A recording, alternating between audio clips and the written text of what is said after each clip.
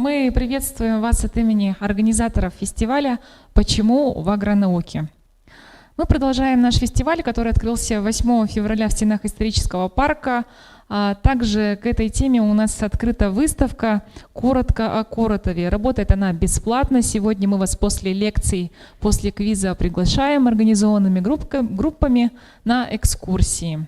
А сейчас разрешите предоставить слово Чиросову Михаилу Михайловичу, исполняющему обязанности директора Якутского научно-исследовательского института сельского хозяйства Якутского научного центра Сибирского отделения Российской академии наук, доктору биологических наук.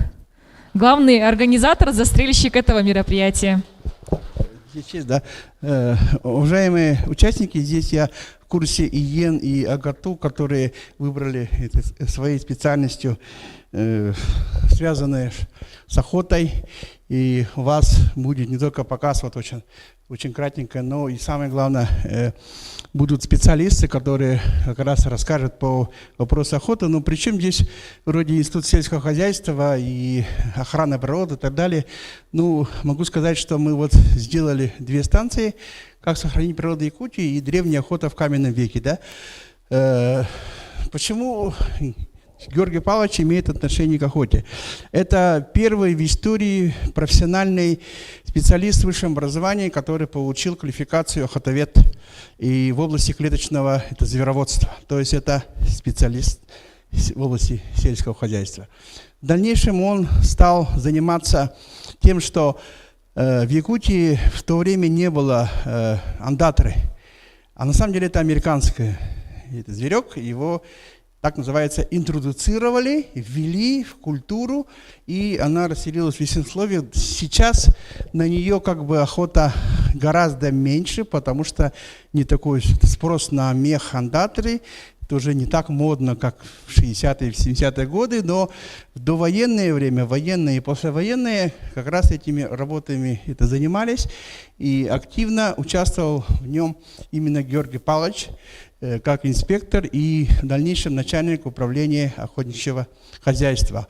В дальнейшем была большая проблема, особенно было связано с тем, что необходимо было давать в стране мягкое золото, пушнину.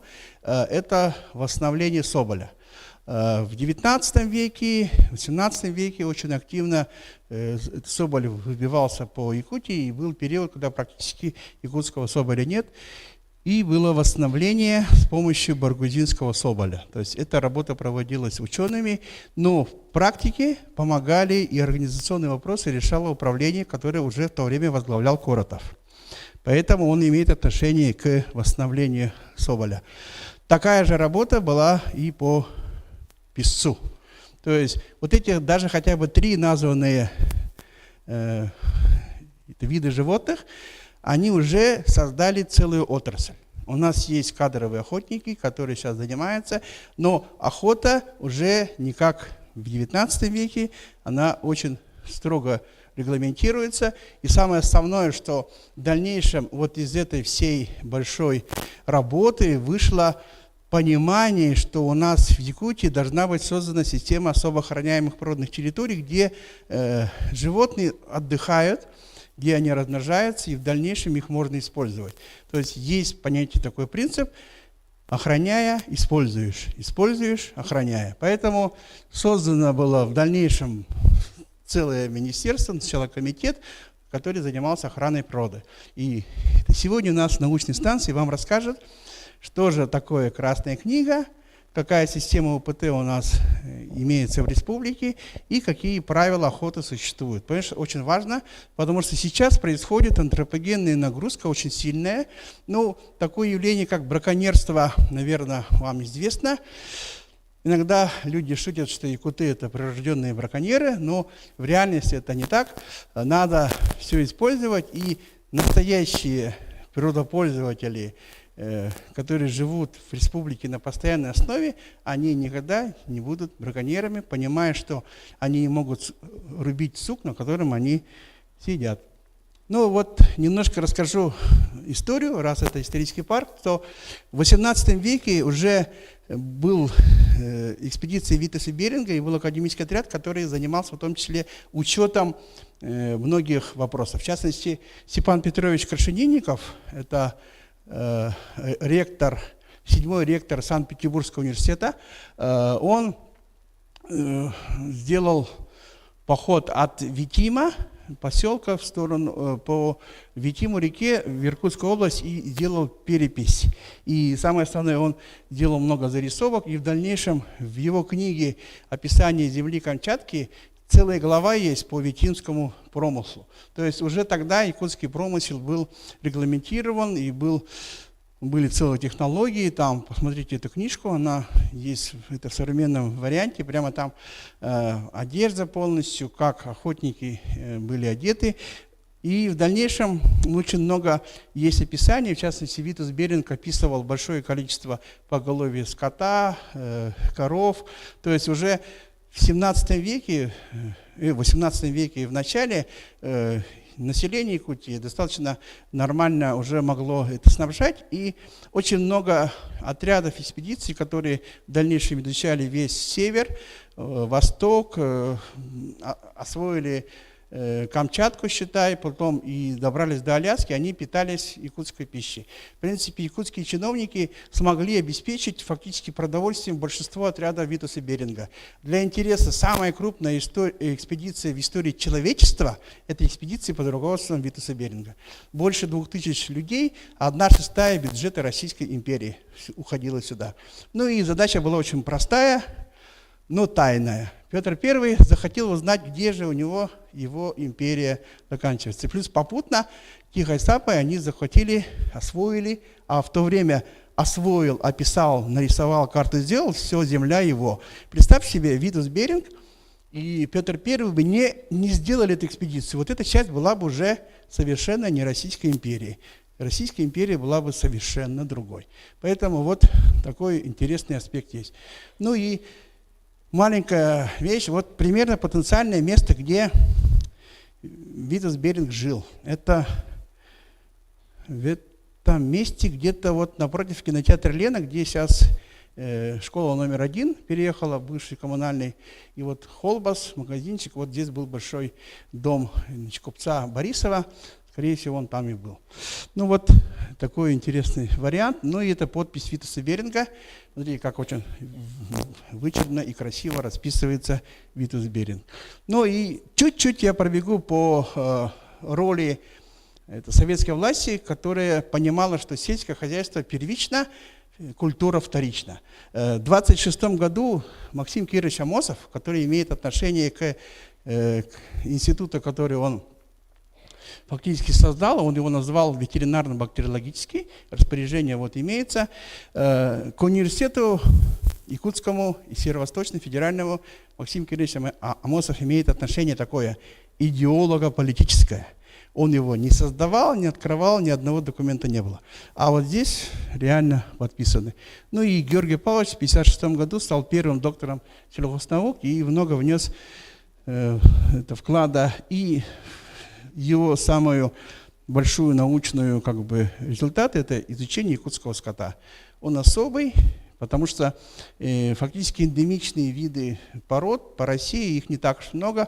Это очень крупный генетический материал, который может использоваться для улучшения многих качеств. Ну и вот те работы, которые делал в 40-е годы, в 30-е, Георгий Павлович, и даже он был организатор выставки охотничьих собак. Это была 3-я выставка, которую он организовал. Получается, 1-я, 2-я была организована другим человеком. Сейчас институт, который он создал, входит в состав Российской академии наук. Здесь вот великие люди, которые внесли, вносят вклад как в историю России, так и в историю Сибири и Якутии. Ну и сейчас институт, который носит имя второго директора Михаила Григорьевича Сафронова. Он 28 лет был директором. Это 7 больших институтов, которые объединены в Федеральный исследовательский центр. Ну и если вот так, тут историков немного, профессиональных не видится. В 1935 году был создан Институт языка и культуры при Совете народных комиссаров, и в 1926 был ветеринарно-ботанический институт при Совете при Народном комиссариате земледелия и СССР. 26 год или 35-й. Кто раньше появился, понятно. Но надо признать, что он был преобразован и возродился в 1956 году. Ну, где-то история прорвалась, но насколько это актуально, не актуально, это второй вопрос. Ну и вот интересные есть даты в жизни института. Но я хотел бы остановиться на том, что у нас есть такой алгоритм. Станция «Как сохранить природу Якутии» о Красной книге расскажет Елизарова Мария. Аплодисменты. Так. И про особо охраняемые природные территории, которые являются на самом деле нашей изюминкой и особенности, которые нашу Якутию ставят почти на уровень великих государств, в которых имеется еще больше процент покрытия, но по площади, наверное, у нас самая крупная система охраняемых природных территорий в мире, потому что мы самая крупная административная территория в мире, самая большая страна в мире, поэтому автоматически расскажет нам, значит, это Семен Тавыдыров. Аплодисменты. Ну и подойдет зам руководителя департамента охотничьего хозяйства Попов Анатолий Семенович. Анатолия Семеновича я что-то не вижу. Он расскажет немножко о правилах охоты в Якутии, насколько он вот успеет. Ну и мы планируем, что будет тематический квиз. Поэтому это первая станция. Вторая станция у нас будет посвящена древней охоте в каменном веке, которую нам любезно организовывает Арктический научно-исследовательский центр. Здесь это Юрий Александрович Шипицын, это директор, лично сам пришел, и Альберт Кардашевский, ученый-секретарь, и внизу там это много подготовленных ребят. И вот они все будут вам рассказывать, как охотились, жили, и там есть те артефакты, которые можете потрогать, реально это было сколько-то тысяч лет назад, и вот древние люди. Я так очень скромно написал 10-20 тысяч лет назад, до нашей эры, возможно, чуть побольше, решил поскромничать. У нас есть более древние находки, все это у них есть в их музее. Ну и можете потрогать настоящие каменные орудия древней охоты, часть из них от вас закрыли, потому что опасные руки могут поломать уникальные артефакты. Ну и вот тематический это квиз по теме, и мы разрешаем вам погладить. Ну и тут, правда, это хитро написал лайк, чтобы поставить лайк на сайте. На самом деле это хаски, но тоже нормально. И мы набираем команды до 5 человек. Каждая группа должна разделиться на 5 и, значит, поучаствовать. Мы конечно, маленькие призы приготовили, но я думаю, важнее не призы, а то, что вы узнаете довольно много, и главное, с первых уст специалистов, которые профессионально работают, а вы еще пока только учитесь. Ну и что могу сказать, что вот так мы хитро соединили товарищей, занимающихся сельским хозяйством, через экологию. Вот Анатолий Семенович Попов зашел зам руководителя, он расскажет. Так, ну и как будет проходить квиз, расскажет у нас Людмила. Квиз у нас будет проходить после лекции на первом этаже в фойе, где у нас пройдут лекции по древней охоте. А сейчас мы предлагаем вам разделиться по интересам, по станциям, на команды, да, на 2 команды. Ну, как бы, вы же потом будете участвовать в квизе как команда, да? То есть у вас должна быть половина знающая то, половина это, да? Поэтому я предлагаю, чтобы вы объединились, по 5 человек, разделились там, и, соответственно, смогли побывать и там, а потом друг другу расскажите. Я считаю, то есть в каждой команде должно быть 2 подкоманды, поэтому одна подкоманда остается здесь, а другая подкоманда идет вниз, ну и там вам все расскажут и покажут. Соответственно, если есть желание у сотрудников сделать маленький анонс, отрекламировать себя для того, чтобы подкоманды поняли, что же им интереснее, можете сказать. Это кто желает? Юрий Александрович, Альберт, немножко об вашем центре пока. День добрый, уважаемые присутствующие. Арктический научно-исследовательский центр – основное направление нашей деятельности, и он был образован ради этого в 2004 году. Это археологические исследования на северо-востоке Российской Федерации. С 2018 года статус его усилен, и больше научных направлений, ну, это сейчас к делу не относится, но самая большая коллекция артефактов, которая имеется на сегодня за пределами Урала, находится на базе нашего института. Это больше 300 тысяч артефактов и порядка 1600 памятников, которые расположены на территории не только Якутии, но и по северо-востоку. Один из самых из них, наверное, известных и, наверное, более спорных, это Дерин-Кюрях. Он находится на том берегу реки Лены, недалеко от нашего парка ЮНЕСКО «Ленские столбы». На этой территории археологически мы пытаемся доказать, что человек появился, может быть, даже не в Африке, а в Якутии. Но это я вам как увлекательность говорю, да? А на самом деле из этих артефактов мы специально выбрали по просьбе Михаила Михайловича, которого хотим поблагодарить, во-первых, за организацию такого фестиваля. Это очень важно, тем более 110-летие Георгия Павловича, это, во-первых. Во-вторых, а может быть, наоборот, во-вторых, во-первых, десятилетие науки. И в рамках вот этого десятилетия науки это будет одним из самых ярких таких фестивалей. У него еще название такое хорошее, полудетское. Но мне вот нравятся такие слова. Почему в агронауке? Дело в том, что мы все-таки прежде всего были сельскохозяйственной республикой на начальном этапе своего развития. Вы знаете, что в прошлом году нам было 100 лет нашей республики.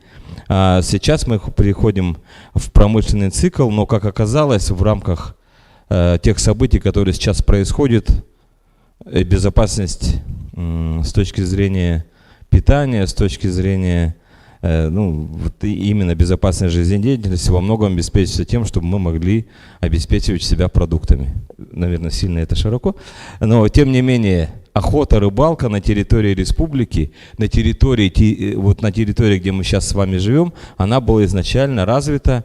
Вот экскурс небольшой в экспедицию Витуса Беринга Михаил Михайлович сделал. На самом деле, представляете, это так. На сегодня экспедиция собирается год при наших современных условиях с рациями, самолетами, вертолетами, теплоходами и так далее. А здесь экспедиция шла не 1 год. Такое количество людей, это надо было все скоординировать, да, больше 10 лет. И в соответствии с этим наши предки, прародители смогли это все обеспечить, поэтому охота, рыбалка на данной территории является не как сейчас хобби, у нас, конечно, есть многие профессионалы, которые этим занимаются, а тогда это было основным видом деятельности, который с честью наши прародители защитили и обеспечили такую экспедицию. Поэтому приглашаем вас посмотреть, как это делали наши предки на рубеже 20-30 тысяч лет назад и узнать, как эволюционировала данная отрасль к сегодняшним годам. Спасибо, Михаил Михайлович. Всем желаю удачного проведения дня. Это как бы анонс для того, чтобы та станция внизу. Я чувствую сейчас, Юрий Александрович, все побегут туда. А здесь будет тоже очень интересная станция, потому что на современный момент вы все являетесь каким-то образом людьми, которые это связаны с охотой. Многие из сел, деревень, но как это все необходимо осуществлять, вам расскажут специалисты в области природоохранной сети. Они как раз тут останутся, начнут. Поэтому, уважаемые, вы на команды разделились или еще нет? Разделились. Тогда, пожалуйста, кто идет на станцию одну, пожалуйста, туда, половина должна остаться, потому что вы дальше будете участвовать в квизе именно как команды, да? То есть это будет уже командная задача. Что? А здесь будет станция, посвященная красной книге, особо охраняемой природной территории и, собственно, охоты в современных условиях. Не в древности, там правил не было.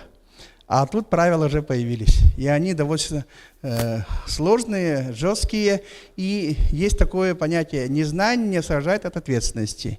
Поэтому, чтобы вы не были незаконными охотниками, а были законопослушными природоохотниками и природоохранниками одновременно остаетесь здесь. Так, даем 2 минуты и потом продолжаем.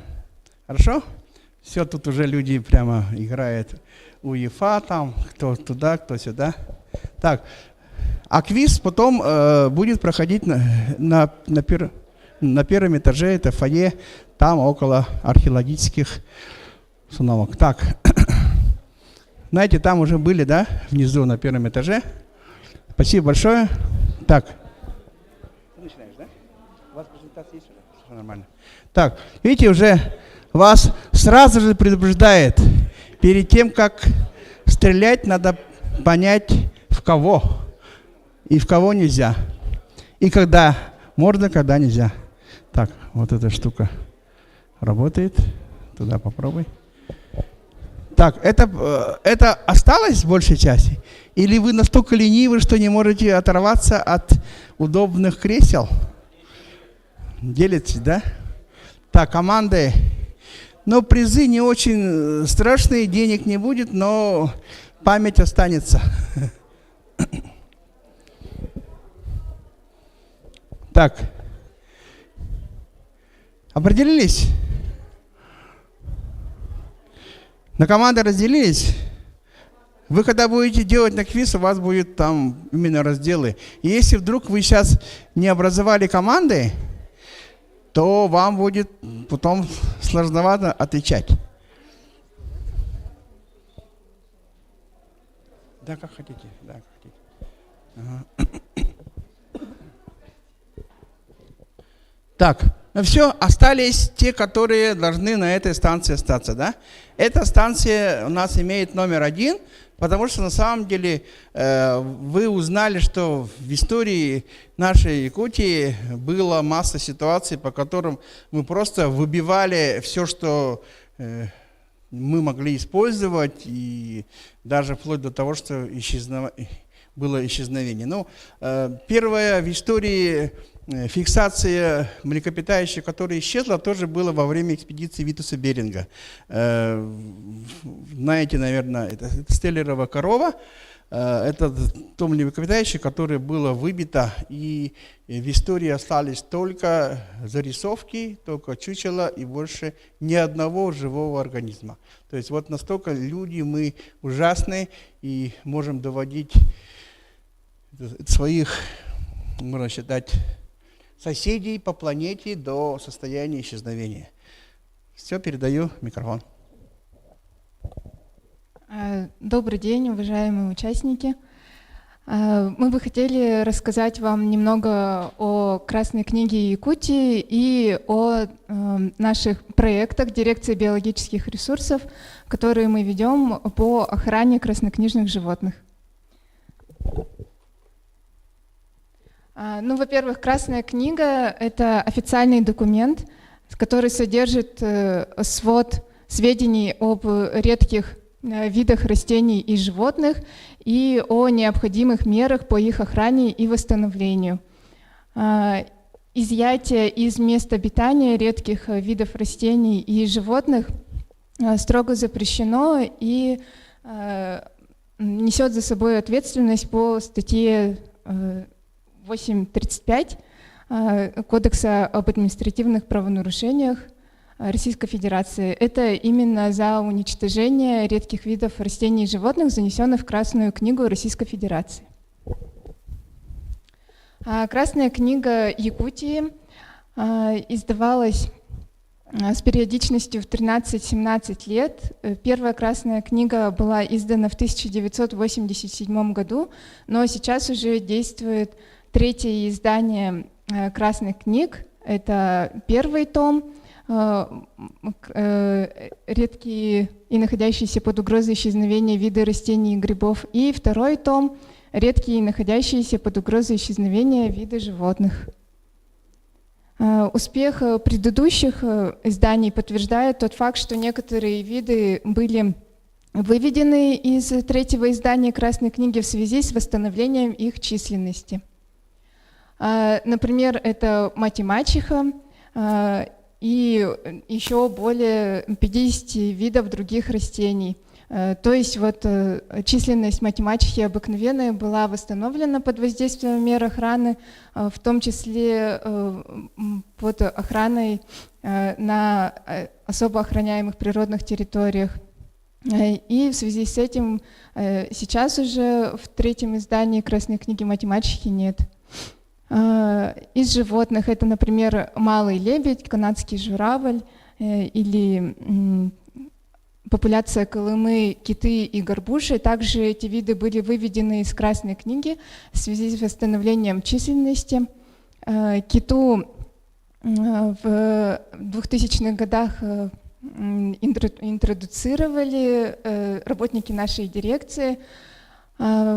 И когда они только занимались зарыблением, как раз выходила Красная книга, том 2 по животным в 2003 году, и эти виды, горбушу и киту, ввели в Красную книгу.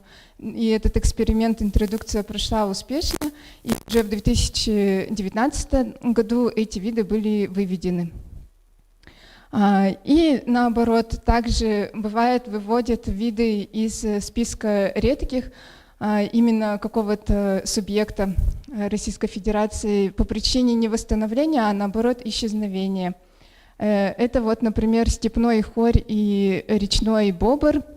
Эти виды, которые ныне отсутствующие в Якутии, это также виды были интродуцированы в Якутии, но эксперименты не удались, в основном по климатическим и кормовым условиям, то есть этим видам они не подошли. Над созданием Красной книги трудится очень большое количество ученых, орнитологов, ихтиологов, энтомологов, ботаников, в том числе при содействии государственных инспекторов Министерства экологии и природных ресурсов.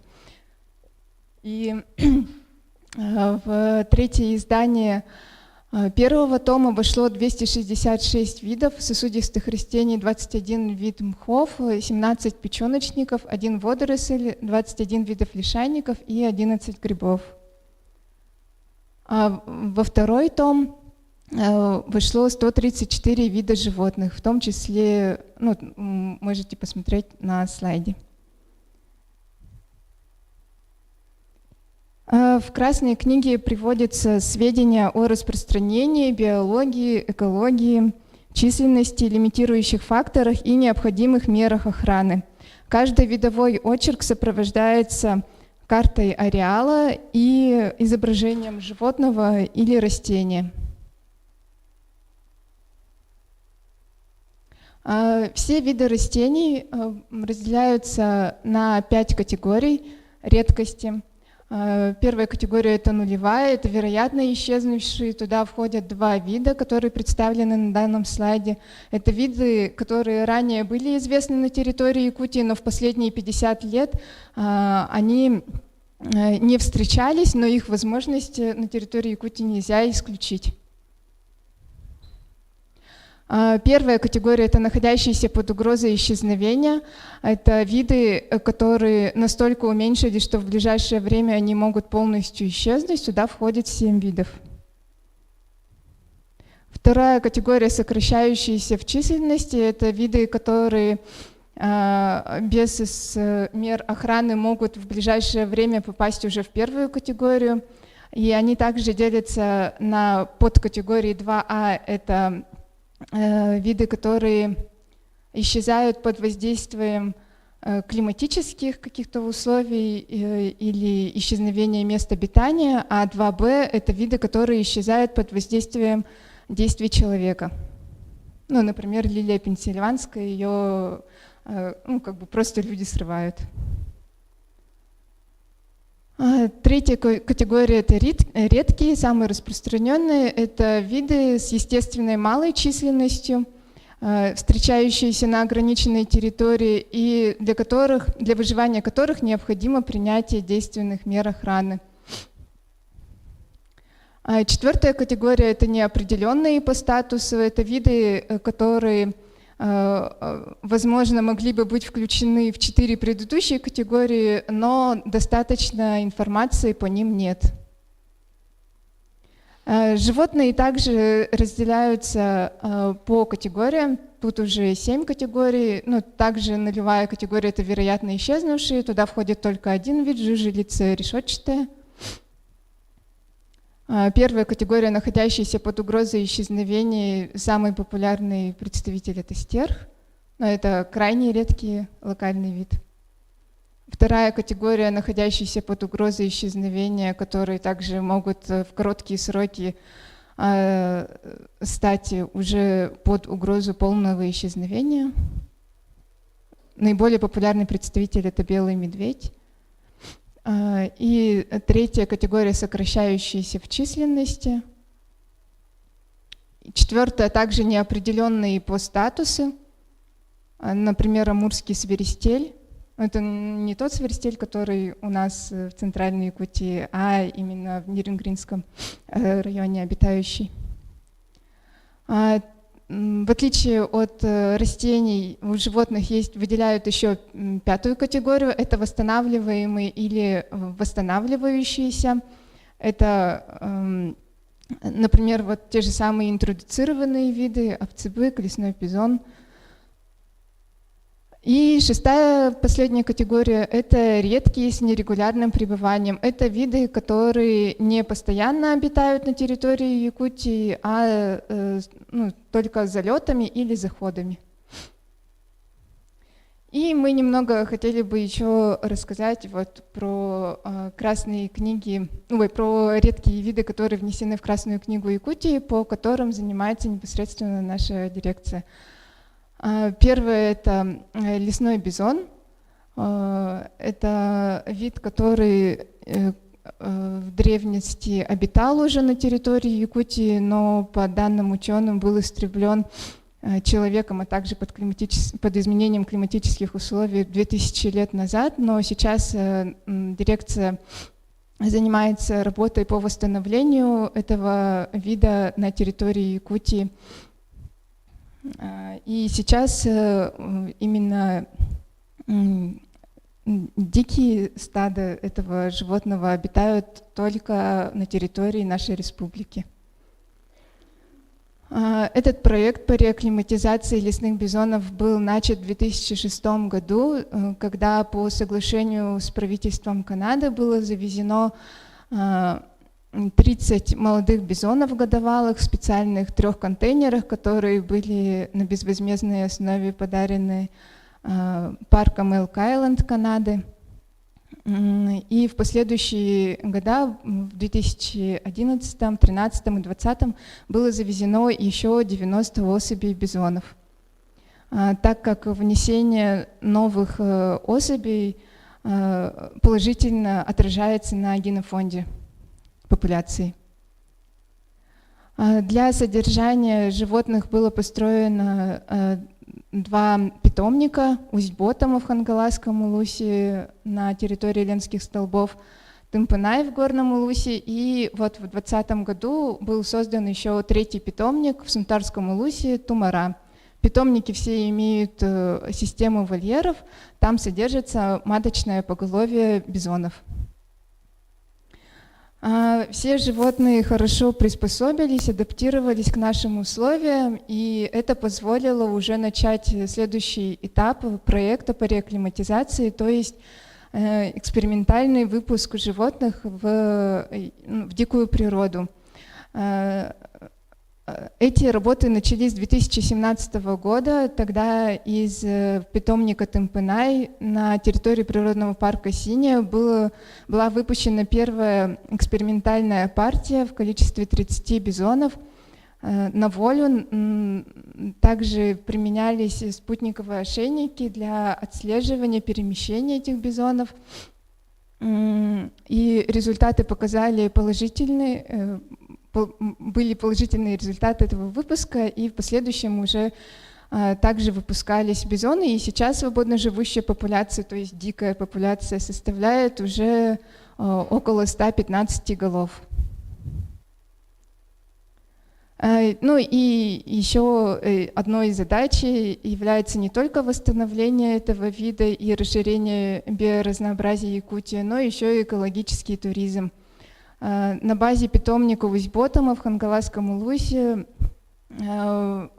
работники питомника принимают туристов.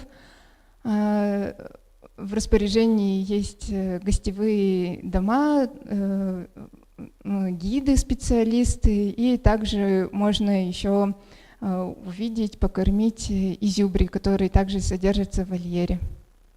И сейчас в Усть-Ботоме до сих пор живы первые бизоны, которые были еще в 2006 году завезены с Канады. Это самый старый, там им получается 16 лет сейчас.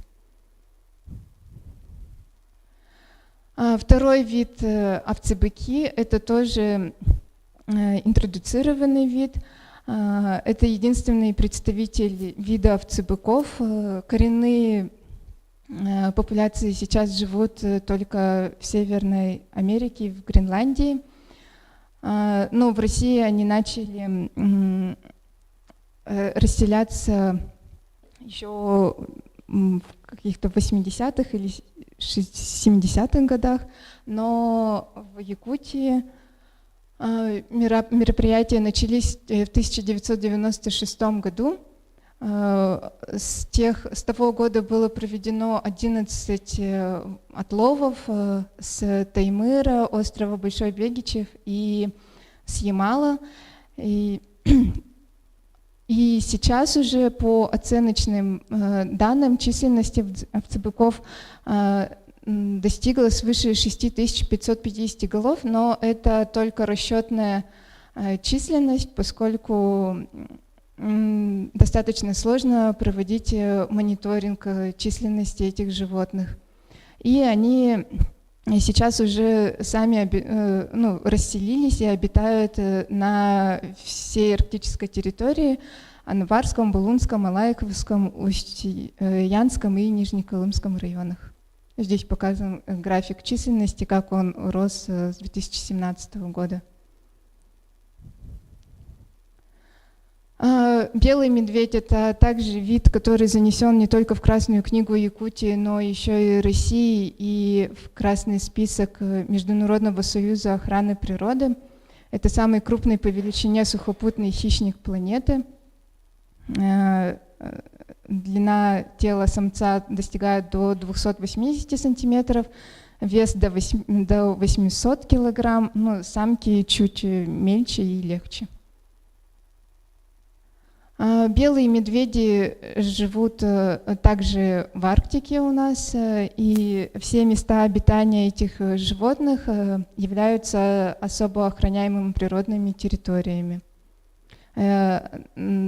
Обитающие в Якутии белые медведи называют лаптевской популяцией. Белые медведи в природе могут прожить более 30 лет, в неволе рекорд долгожительства, то есть в зоопарках это 42 года.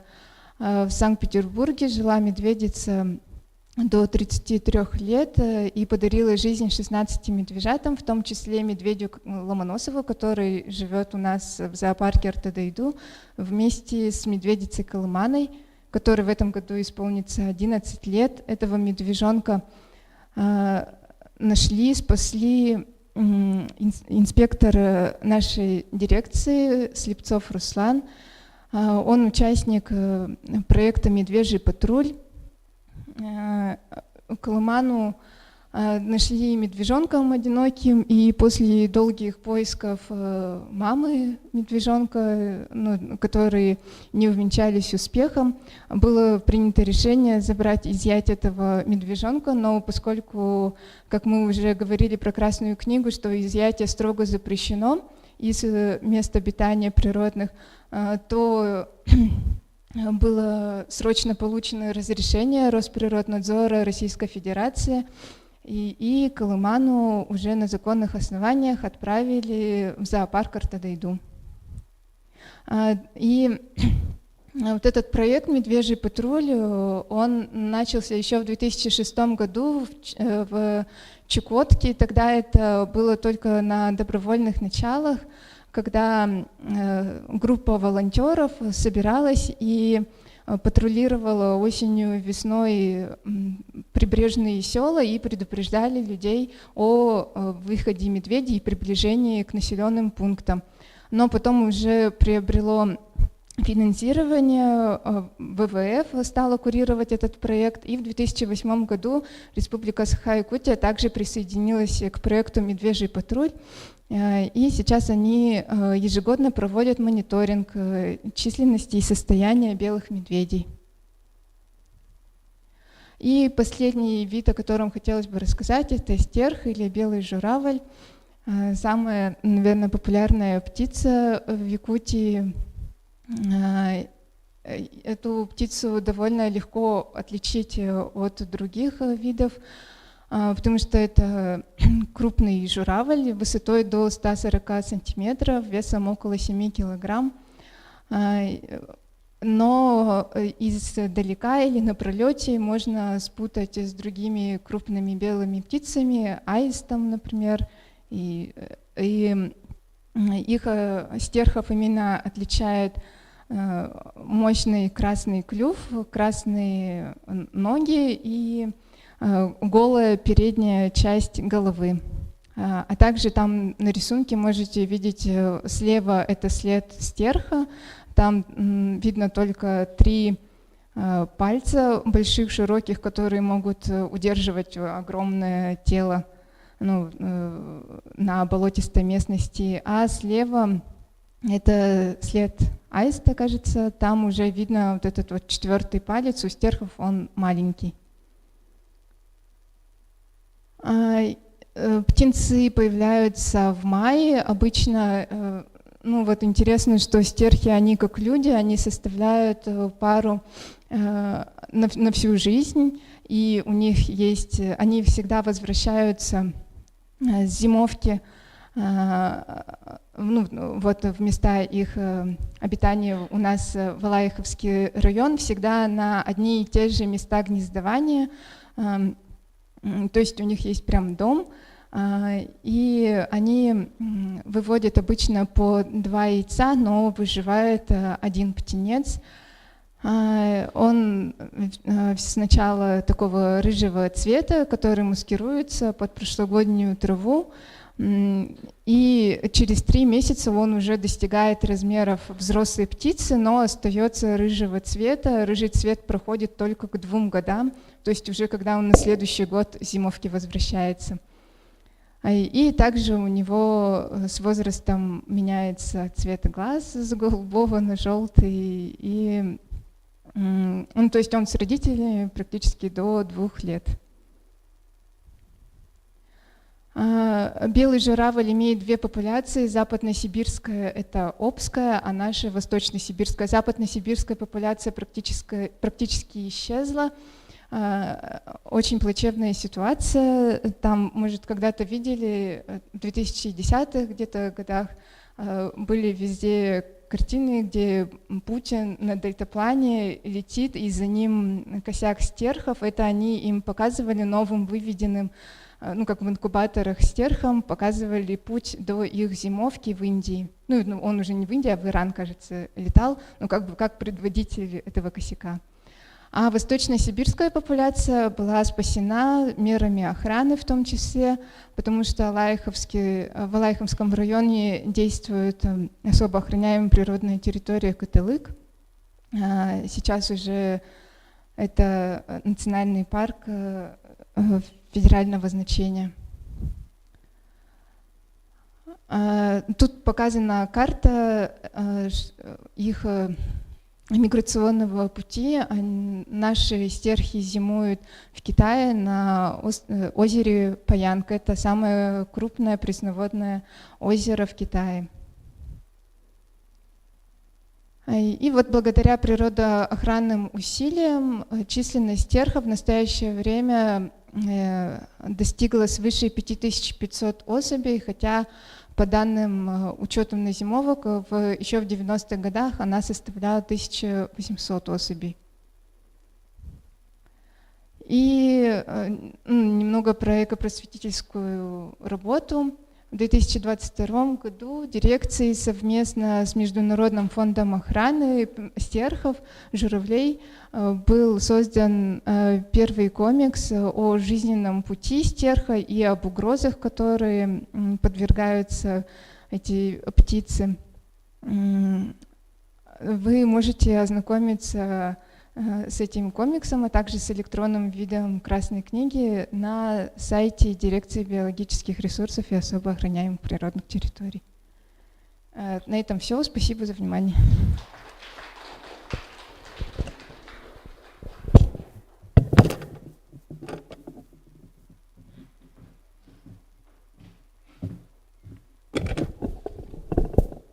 Здравствуйте, уважаемые участники. Хотел бы вам рассказать про систему ОПТ. Включите, да, слайд? Так, система особо охраняемых природных территорий Якутии.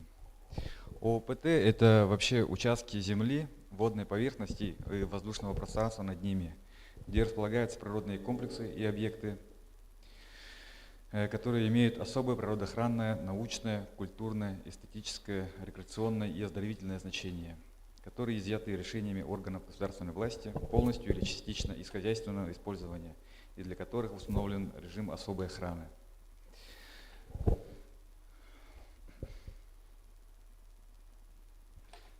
Чем полезны ОПТ в мире? Конечно, сохранением экосистем и биологического разнообразия, возможность восстановления физических и психологических сил человека на отдыхе в природе, то есть сохраняются нетронутые красоты природы, предотвращение разрушения и восстановление почв, в том числе на водоразделах.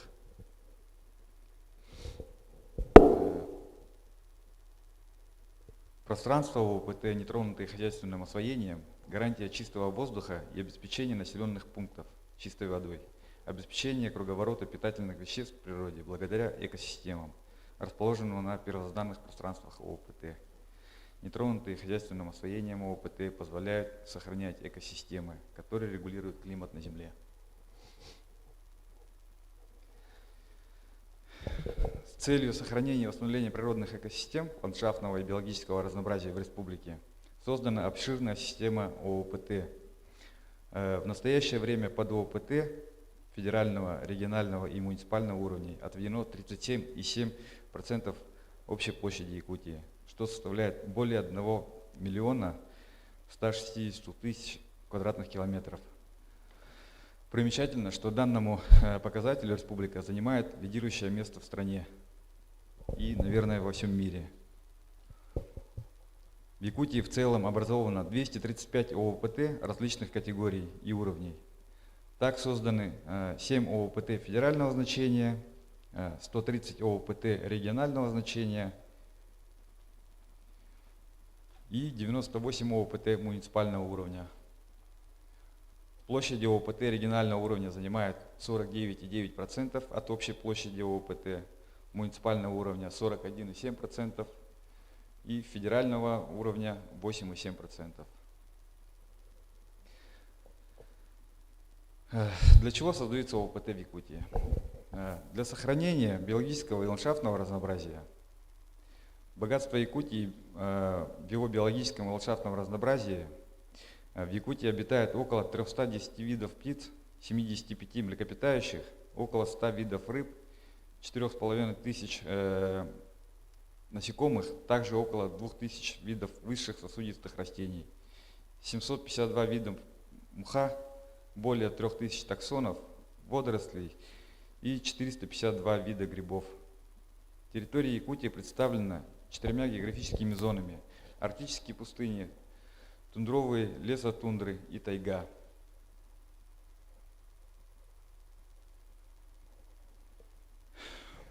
Так, сохранение экосистемы и природных процессов, например, таежные экосистемы Ленского района.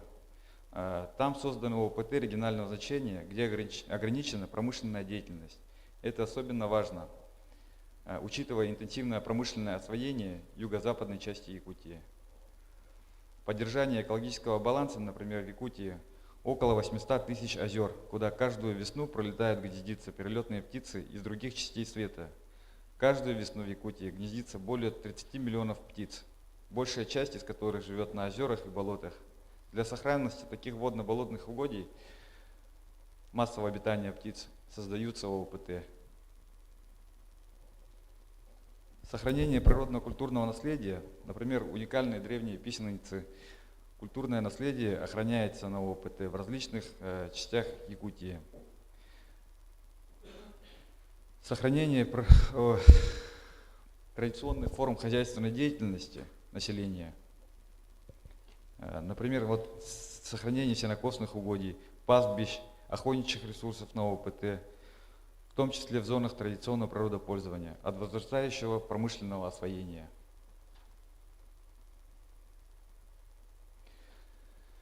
Большая часть ООПТ Якутии представлена ресурсными резерватами. В ресурсных резерватах предусмотрены зоны традиционного природопользования, где допускается использование природных ресурсов в формах, обеспечивающих защиту исконной среды обитания коренных народов и их традиционного образа жизни.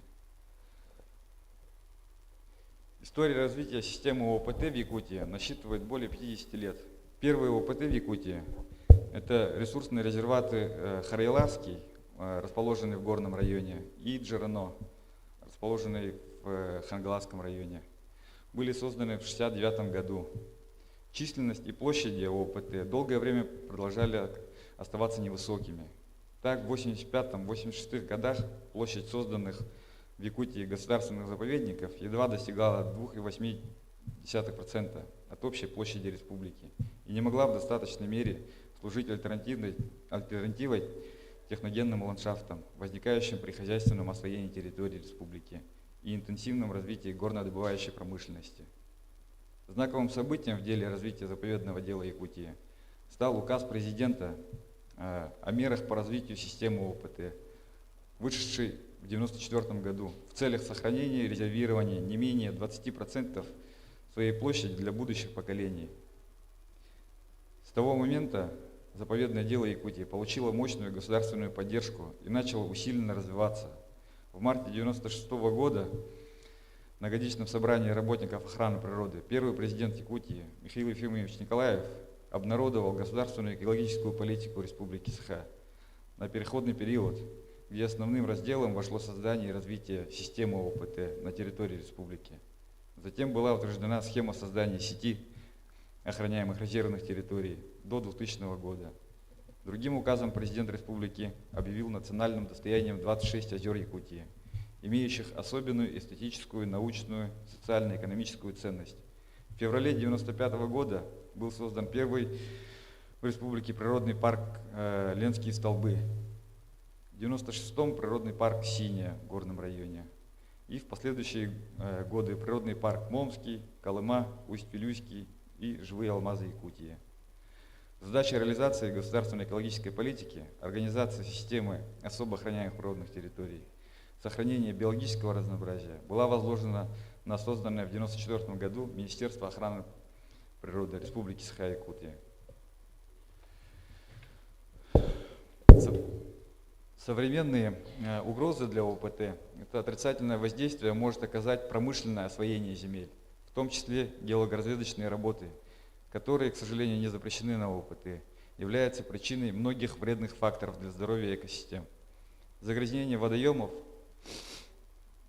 воздуха, почв, в том числе по причине техногенных катастроф, деградация почв, растительного покрова, в том числе вырубка леса. Браконьерство со стороны работников промышленных объектов, замусоривание, фактор беспокойства для животных, дефрагментация мест обитания животных, угроза устроившимся путям миграции животных, в том числе дикого северного оленя. Отрицательное воздействие может оказать незаконная охота.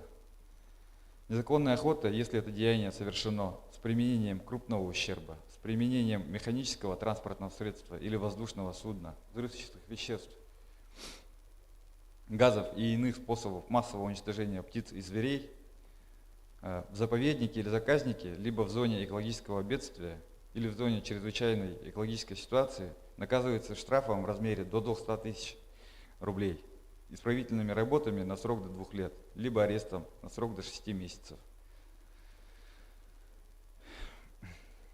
Отрицательное воздействие могут оказать весенние сельхозпалы. Сельхозпалы прошлогодней травы. Такой пал может стать причиной лесных пожаров. Некоторые полагают, что травяные палы, которые проходят под наблюдением и не приведут к повреждению леса, часто выходят из-под контроля и распространяются на очень большие площади, нанося не меньший ущерб, чем изначально неконтролируемые палы. При проведении сельхозпалов травы гибнут мелкие млекопитающие, рептилии, птенцы и прочие виды. Чрезмерный выпас домашнего скота тоже отрицательно имеет воздействие отрицательное. К отрицательным последствиям перевыпаса относятся опустынивание, эрозия почвы, обезлесывание, деградация богатства растительного и животного мира, снижение продуктивности самого скота, снижение уровня продовольственной безопасности.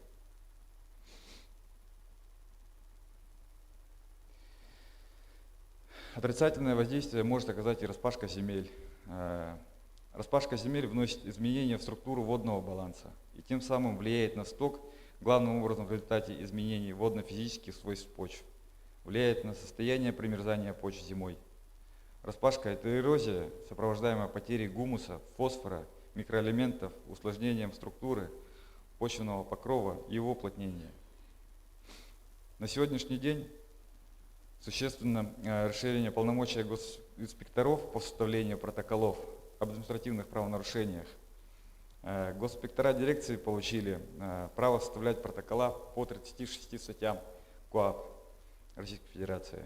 Охрана природных комплексов и объектов на ОПТ в районах республики осуществляется госинспекторами в области охраны окружающей среды на ОПТ дирекции биологических ресурсов.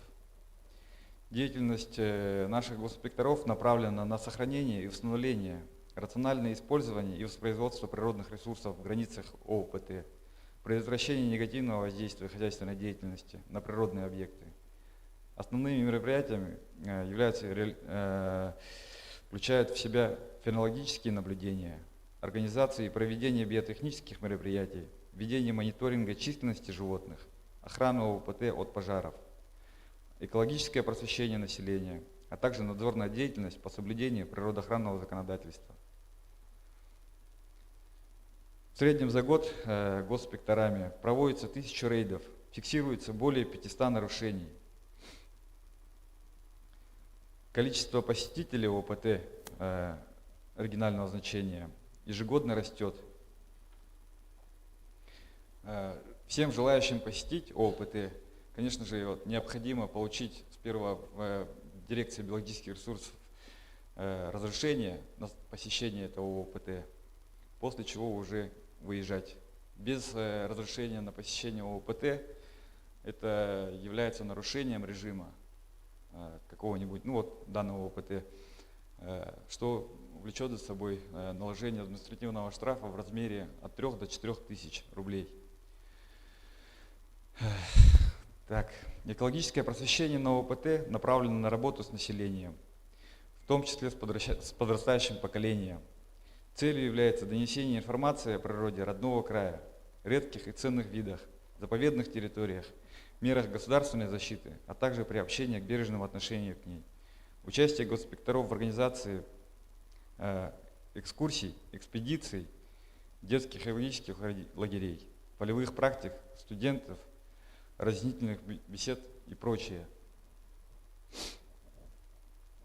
Так, по правилам охоты вам сейчас расскажет заместитель руководителя Департамента охотничьего хозяйства и ОПТ Анатолий Семенович Попов. Слово предоставлю вам.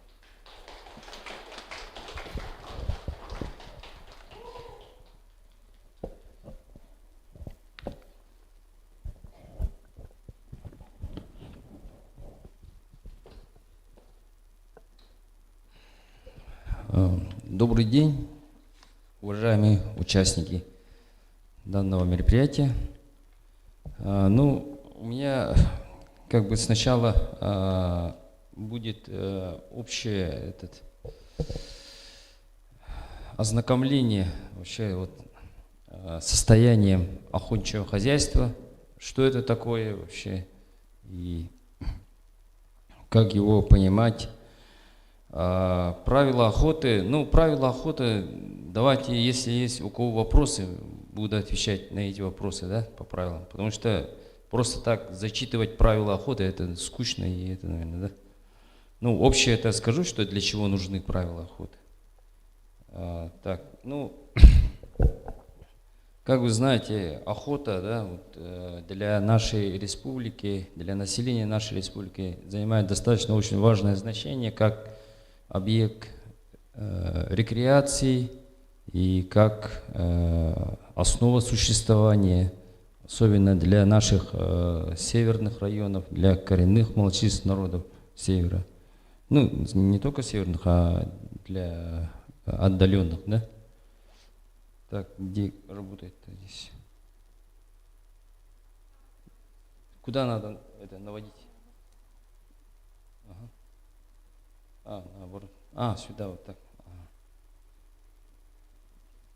Так, ну, значит, вот на слайде представлены перечень полномочий, да, по которым работает в сфере охотничьего хозяйства, да, работаем.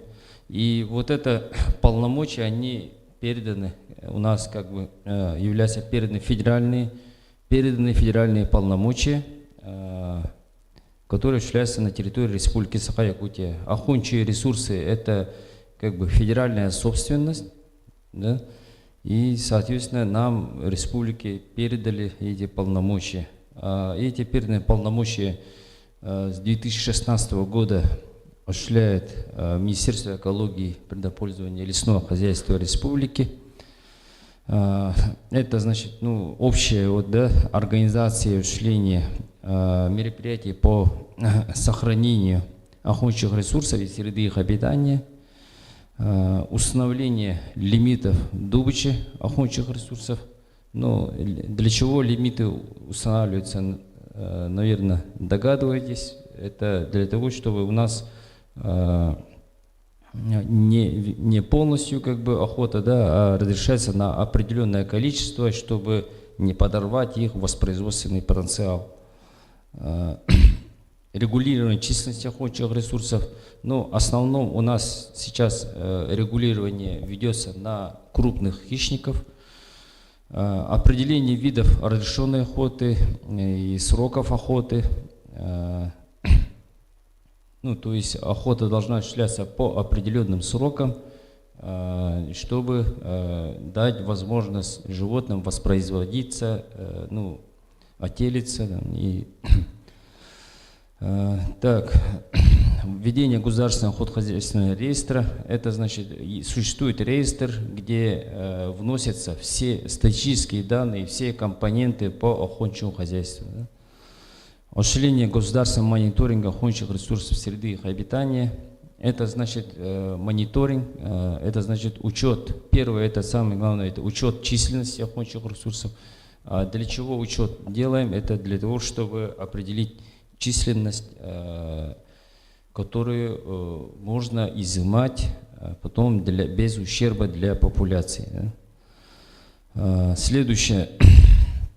Это заключение охотхозяйственных соглашений и проведение аукционов на предоставление прав на заключение таких соглашений. Да? И, значит, что такое охотхозяйственное соглашение? Вот это форма соглашения, на основании которого закрепляется охотничье угодье какому-нибудь юридическому лицу или индивидуальному предпринимателю, то есть для ведения охотничьего хозяйства. Определенное охотничье угодье, да, где он ведет охотничье хозяйство, то есть осуществляет охоту, выдает разрешение, ну и за ним, ну, как бы для предпринимательской деятельности. Ну, выдача разрешений на добычу охотничьих ресурсов, это предоставление госуслуг, да, это выдача и аннулирование охотничьих билетов. Охотничий билет – это документ, дающий право на охоту. Да? Только тот, кто имеет охотничий билет, имеет право на охоту. Далее, чтобы потом дальше идти охотиться, они должны получить разрешение, да, на какой-либо вид животного. И осуществление федерального государственного охотничьего надзора. Ну, это значит, нашими инспекторами министерства осуществляются надзорные контрольные мероприятия по соблюдению законодательства в сфере охоты, по соблюдению правил охоты. Так, ну вот здесь мы видим охотничьи угодья, да, как у нас распределены, да, и у нас, как видите, да, более 43% это общедоступные охотничьи угодья, то есть закрепленные охотничьи угодья, да? Сейчас, ну, как бы считается 50 почти процентов. Угодья общего пользования 33% и особо охраняемые природные территории. У нас вот категории среды обитания охотничьих угодий делятся вот по 3 частям. И вот, как я говорил, да, вот закрепленные охотничьи угодья, они закреплены, да, за охотничьими хозяйствами на основании охотхозяйственных соглашений, и есть еще и другая форма, которая действовала до этого, это долгосрочные лицензии на пользование объектами животного мира. Ну, в начале года было 334 охотпользователя, их называют сокращенно как бы охотпользователи. Ну, сейчас 333, это уже меняется, да, форма там, или юридическое лицо ликвидируется, или добровольно отказывается, поэтому все это цифра меняется постоянно. И заключили охотхозяйственные соглашения более 273 охотхозяйственных соглашений. Ну и более 180 охотпользователей – это объединение коренных малочисленных народов Севера.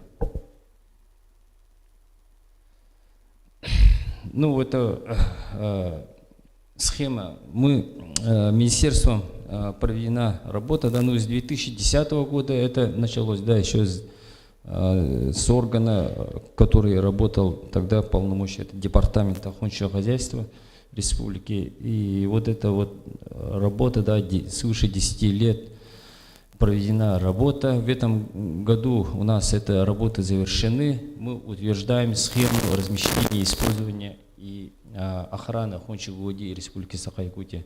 Что это за документ? Это большой объемный документ, научная работа с картографическими материалами, в котором указана вся информация об охотничьих угодьях, о продуктивности охотничьих угодий, о бонитетах, о охотничьих ресурсах, какие, где обитают, какие по закрепленным охотничьим угодьям, общедоступным, по особо охраняемым природным территориям. И на основании вот этого документа министерство, да, вот, делает управленческие решения для каких-либо вот мероприятий по охотничьим хозяйствам. Также на основании вот этого документа начнутся работы по закреплению охотничьих угодий. То есть мы начнем проводить аукционы по заключению охотхозяйственных соглашений. Ну вот, это у нас проведение работ по учету и по установлению лимита веквот.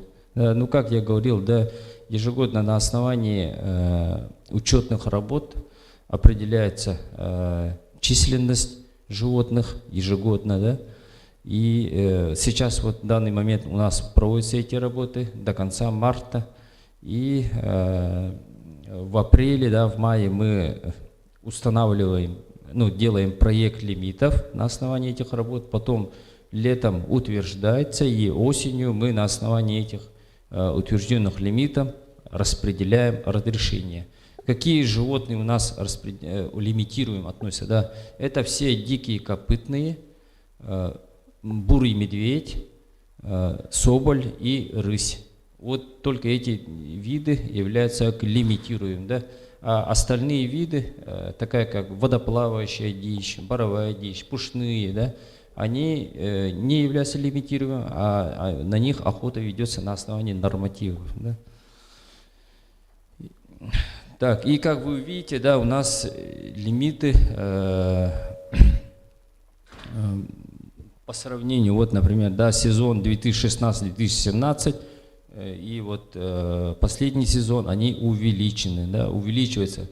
Наблюдается увеличение численности охотничьих ресурсов. Здесь мы усилили работу по учетным работам, увеличили охват территорий, увеличили план маршрутов по учетным работам, и, соответственно, у нас и это сказалось на увеличении численности. Так, ну вот по ДСО и Соболю. Ну, по дикому северному оленю у нас основной проблемой является как бы тундровые популяции, потому что учет на них может производиться только на основании авиаучетных работ. И у нас сам, ну, авиаучет последний был проведен в 2018 году. Это самая крупная популяция, лено-оленевская популяция. Там насчитывается около 84 тысяч особей. Ну, это считается как бы стабильное состояние. А у нас еще есть другие популяции, да, сундрунская и яно-индигирская. Ну, яно-индигирская, она сейчас в депрессивном состоянии находится. В 90-х годах это состояние популяции из-за промысловой охоты исчезла, ну, неконтролируемой, вернее, охоты. И, ну, часть истреблена, часть ушла вот, по теории в другие регионы, в Чукотку. Сундрунская популяция, она сейчас как бы действует, ну, как бы отмечаем наличие этой популяции, но учетные работы были последние в 2012 году. И около 30 тысяч особей насчитывается. Ну, сейчас тоже как бы охотники отмечают нормальное состояние по анкетно-опросным данным. И миграцию наблюдаем мы в Аллаихамском, Нижнеколымском, Абыйском, Улусах. Так, и проблема в том, что авиаучетные работы, они очень финансово затратные, и поэтому у нас пока не удается актуализировать, да, достаточно часто. Так, ну вот в этом году, не в этом году, а с 2021 года, да, министерство начало работу по изучению снежного барана, и основное внимание мы уделяем Хараулахскому снежному барану, да. Это в Булунском районе хребет есть Хараулахский, и там есть определенная вот популяция снежного барана, да, и по мнениям экспертов, ученых, этот баран, ну, он отличается от других популяций, да, барана Верхоянского Нагорья по морфологическим характеристикам, и считается, что это самый древний баран, то есть самый древний баран, прародитель вот всех снежных баранов, да, которые есть и в Красноярском крае, у нас в республике, в Камчатке, да, Магаданской области. И мы данным работам нам помогает, ну, заключили соглашение с клубом горных охотников. Есть такой клуб, ну, слышали, наверное, да? И вот совместно работаем с ними. Так, значит, вот у нас выдача разрешений, да?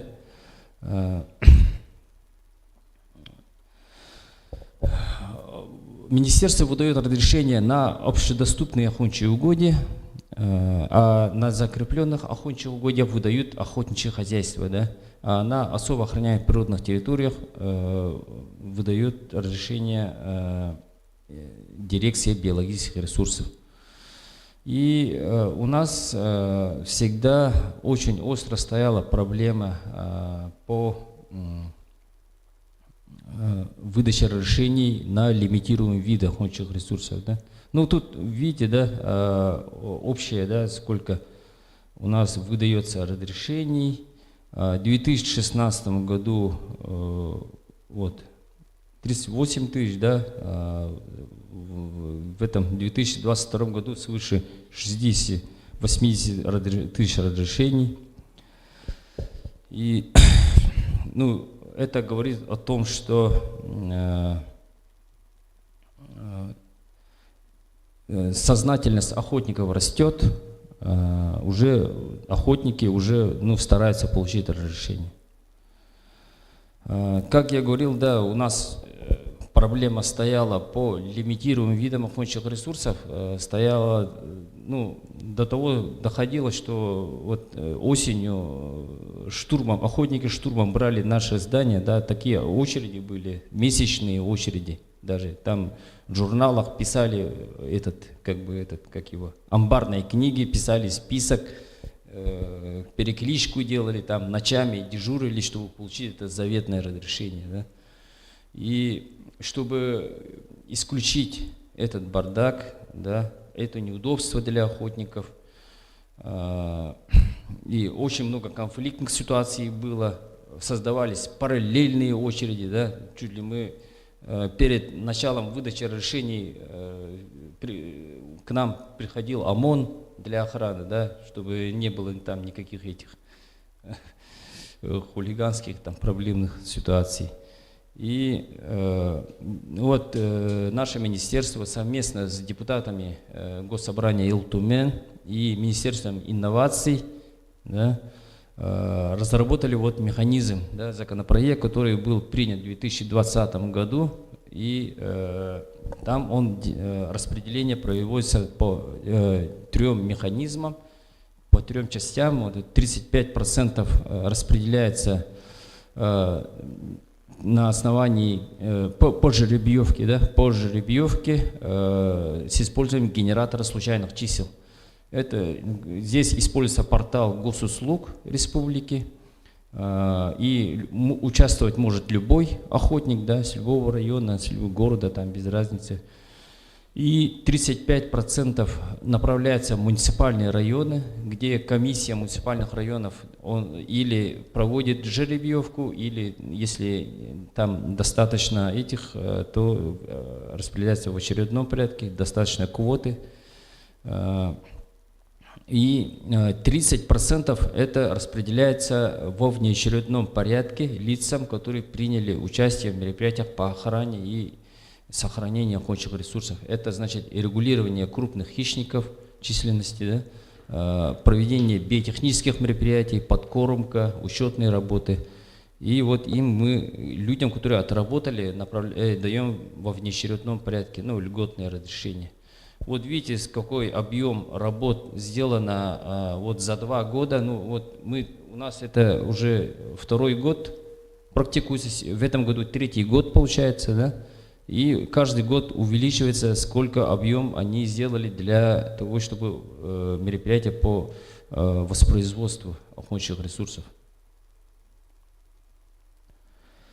Так, ну вот регулирование численности хищников у нас как бы ведется, ну, в таком штатном режиме. Оперативно выносим решение, если возникает угроза от бурого медведя, да, свыше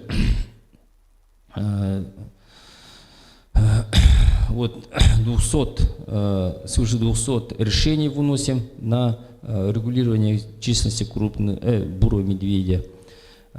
И ведем работу по регулированию численности волка. Ежегодно добывается порядка 600 волков, ежегодно, да, плюс, в прошлые года даже доходило до 700-800 волков. А так у нас численность волка по учетным работам насчитывается около 9 тысяч, хотя по экспертным заключениям, да, ученых считается, что волк у нас в республике где-то около 3,5-4 тысячи, потому что волк – это такое животное, которое за день может пройти 50 и 100 километров, охват территории очень большой, и при учетных работах одного и того же волка могут посчитать несколько раз, да? Поэтому вот такие цифры у нас получаются.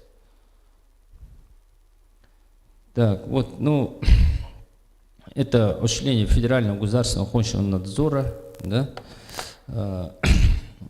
Видите, что у нас по сравнению динамика идет, да, повышение, потом чуть снижение, но снижение говорит о том, что охотники уже стали больше стараются соблюдать правила охоты. И в 2019 году по показателям охотничьего надзора, вот, да, наша республика в Российской Федерации заняла 3-е место.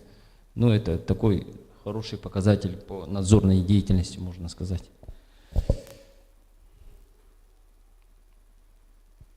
И вот у нас, с учетом того, что для жителей нашей республики охота имеет очень большое значение, да, в 2012 году указом президента нашей республики учрежден День охотника Республики Саха-Якутия, который отмечается 1 апреля.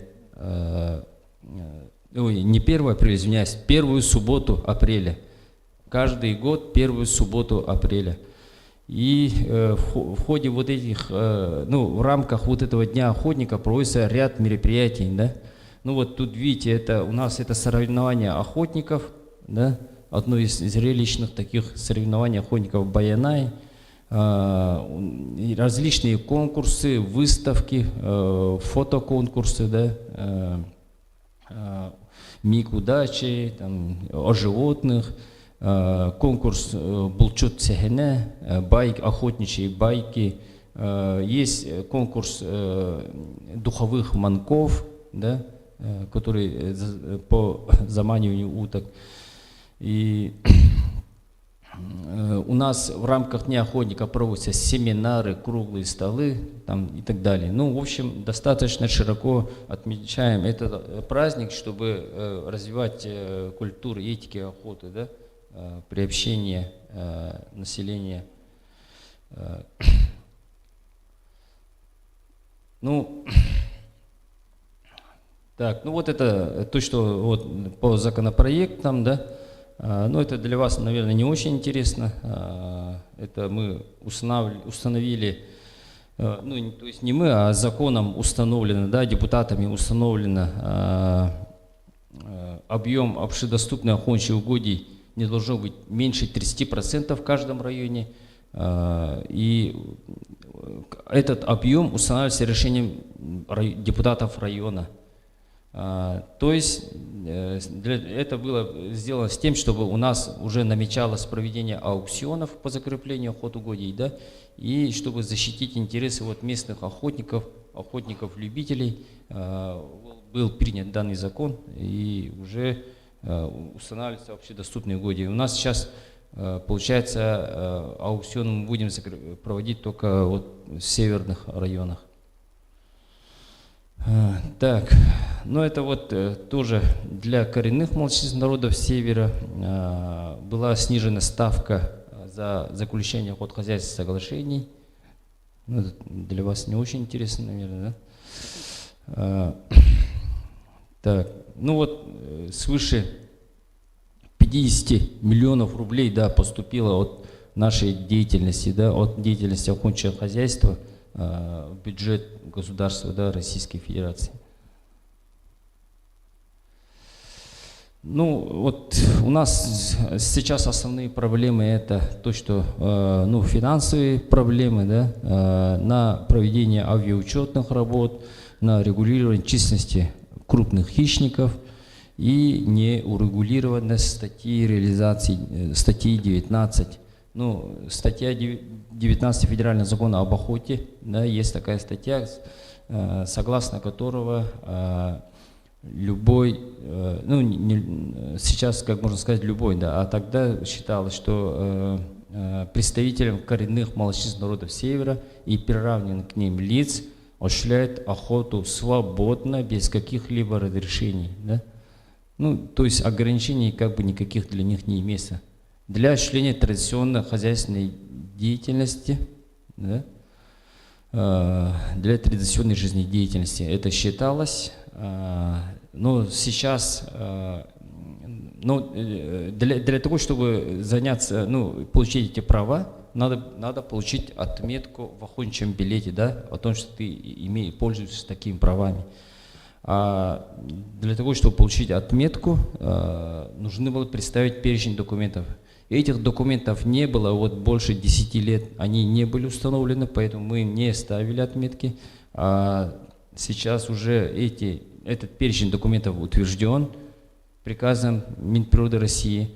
И вот есть решение Конституционного суда, где любой представитель коренных малочисленных народов уже может получить отметку. А это уже у нас большая проблема. Сейчас все, да, даже лица, которые не ведут традиционную хозяйственную деятельность, уже могут получить права вот эти безграничной охоты. Ну, сейчас мы работаем над регулированием этого закона, над реализацией этого закона. Создана комиссия, да, при министерстве, межведомственная комиссия с участием депутатов, там, представителей КМНС там, и так далее. Ну вот эти наши задачи, да, которые у нас предстоят в 2003 году, да, это у нас разработка концепции развития охотничьего хозяйства, принятие законопроекта по урегулированию статьи 19, принятие законопроекта по урегулированию охоты на особо охраняемых природных территориях, актуализации схем размещения, использования охранных охотничьих угодий, организация аукционов, совершенствование механизмов распределения решений, совершенствование работы. Так, значит, ну, по правилам охоты, да, у нас правила охоты для чего введены, да? Для того, чтобы велась охота именно, чтобы не нанести вред охотничьим ресурсам, да? Чтобы охота, она сама по себе, как бы, некоторые считают, что охота это, ну, такое деяние, которое постоянно наносит ущерб животным, да? На самом деле это не так. Рациональная охота это наоборот, даже наоборот полезен для охотничьих ресурсов, да? То есть определенно должно изыматься определенный объем, процент животных, чтобы и для них же самих же, да, чтобы и воспроизводство улучшалось, и чрезмерное увеличение численности вредит тем же животным, самим же, да, они могут вообще исчезнуть от различных болезней там, и так далее, чрезмерного увеличения количества. И именно рациональная охота, она наоборот помогает, да, животным. И есть даже факты очень полезного, да, воздействия трофейной охоты, когда изымаются уже самцы, да, которые старые самцы, которые уже потеряли свой репродуктивный потенциал, но при этом они являются самцами, да, вожаками, и они не дают молодым, например, да, самцам, ну, это в части копытных, например, да, приблизиться к самкам, да. И исходя из этого тоже страдает и репродуктивная часть вот, популяции. И вот много фактов, да, где вот хорошо развита трофейная охота, да, наоборот, увеличение несколько раз численности вот животных. Есть факты, да, такие. И по баранам, там, по мархуру, таджикскому, там, ну, по серну, ну, много фактов есть таких. И, конечно, эта трофейная охота осуществляется за большие деньги, и, соответственно, эти деньги идутся именно на охрану, на воспроизводство этих же животных. Ну, это вот такой вот примерный принцип, да, вот один из принципов рациональной охоты. Такая же рациональная охота, она и по другим животным является как бы это, ну, полезным, можно сказать. И чтобы вот это велась рациональная охота, разработаны правила охоты законодательством, да? Правила охоты прописано, как осуществлять охоты, какими орудиями, на какие виды, в какие сроки. И за нарушение правил охоты предусмотрена административная ответственность, штрафы, лишение права охоты. При причинении крупного ущерба уже предусмотрена уголовная ответственность. И, ну, вот эти правила, они постоянно меняются, да? Меняются исходя из ситуаций, исходя из предложений охотников, научных исследований. И вот у нас ежегодно, да, вот хоть что-то там меняется. Ну, обзор, может, кажется, длинный получился, но охотничье хозяйство — это очень объемный, большая сфера, да, и поэтому это, можно сказать, краткая характеристика охотничьего хозяйства. И, ну, в общем, вот это все. Если есть вопросы, можете задавать, наверное. Или уже все, без вопросов. Да, пожалуйста, вопросы. У нас это очень важно, что здесь очень много мальчиков. Вы должны понимать, что это достаточно очень строгая регулируемая отрасль. И, как вы видели, последние были такие фразы: административная, уголовная ответственность. Поэтому тоже надо быть очень осторожным. Пожалуйста.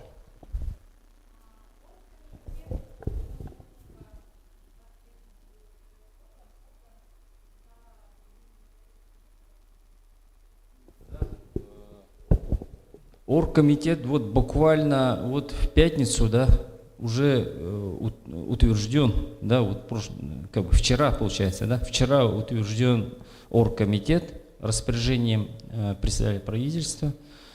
И места у нас примерно, да, наметки есть где и как. Сейчас мы на этой неделе проведем заседание оргкомитета. Ну, может быть, на следующей неделе, потому что сейчас многие вот члены оргкомитета находятся в отчете правительства, да, ну, в районах, в командировках находятся.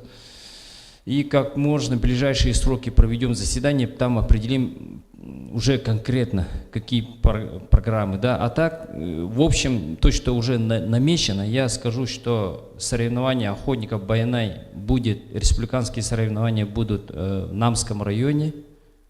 А так, до этого пройдут уже районы сами проводят соревнования.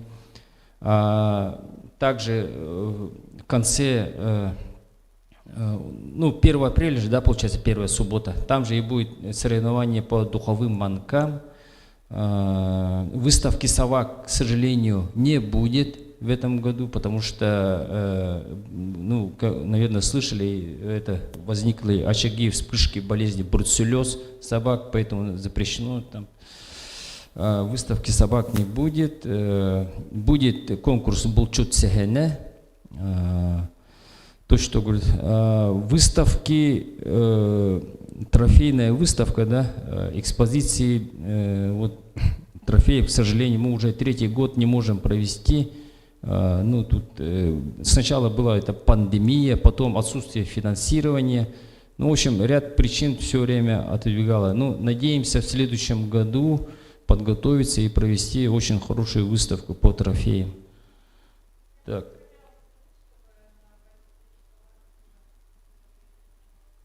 Давайте, хорошо. Мы подумаем насчет вашего предложения, я озвучу в оргкомитете, и давайте что-нибудь здесь, возможно, проведем, надо продумать. Ну, очень хорошее предложение. Да. А вот изменения по правилам охота, их можно где актуализированно, оперативно узнать сейчас в условиях современных технологий, если они выходят там официальное, публичное, стабильное место? Вот вы говорили, что чуть-чуть, да, что-то меняется.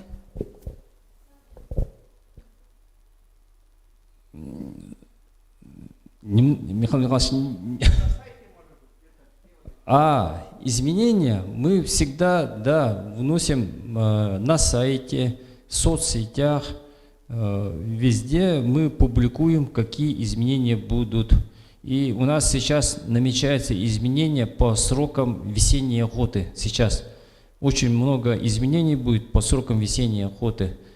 Ну, в центральных районах особо такого сильного не будет. Это коснется северных районов, но у нас изменится охота с подсадной уткой.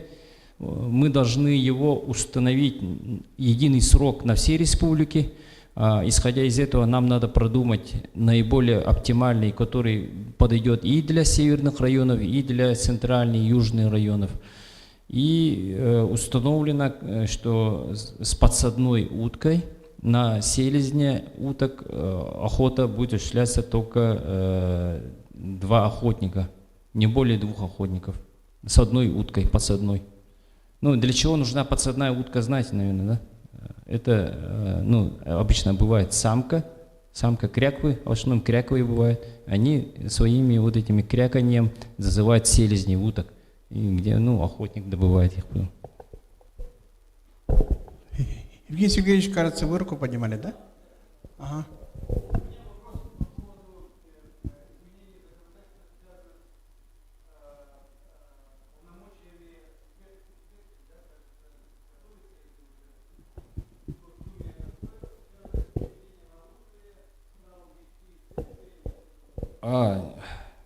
Нет, там просто вот то, что изменения, да, они уже вступили, вот совсем недавно, буквально на прошлой неделе вступили, да, в силу изменения. Этот федеральный закон об охоте, статью 40 по осуществлению федерального государственного охотничьего надзора, и там определено, что госинспектора имеют право проводить постоянный рейд. Понятие, это постоянный рейд, такого не было. Ну, оно было, но по отношению именно к нам оно не было, да?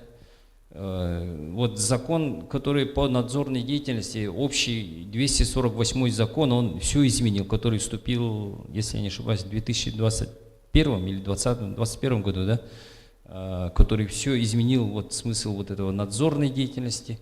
И там вот это для нас тоже немножко непонятные проблемные ситуации возникли. И, ну, наконец, сейчас ввели понятие постоянный рейд, который мы будем осуществлять в охотничьих угодьях.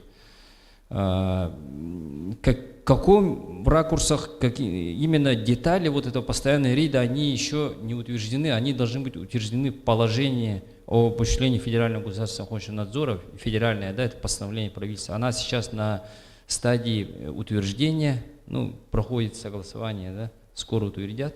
А насчет применения оружия, то есть еще давно и в прежних законодательстве и было, что охотинспектора имеют право на ношение служебного оружия и охотничьего оружия в качестве служебного, да, который, ну, на учете вот, организации находится, применение спецсредств, да, ну, спецсредства, это вы знаете, наверное, да, это дубинки, наручники, там, электрошокеры там, и так далее.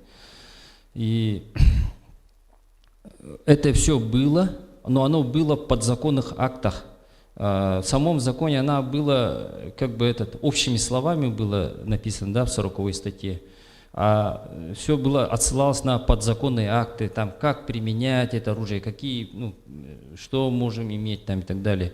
А сейчас вот просто ввели в сам закон, там конкретизировали, именно определили в самом законе уже что и как ну, можем применять там, и так далее. Как вы знаете, охотинспектора, они имеют дело с вооруженными охотниками, да, порой даже, очень даже вооруженными современными орудиями охоты, да, и это достаточно опасное, да, вот иногда бывает достаточно буйные, нетрезвом состоянии, и это обеспечение инспекторов, это очень важно.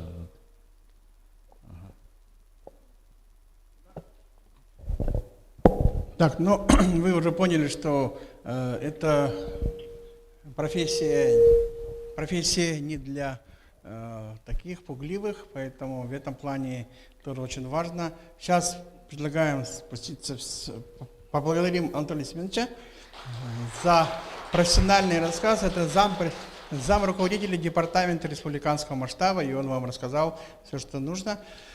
И даже некоторые те процессы, которые только идут. Сейчас идем на первый этаж. Квиз.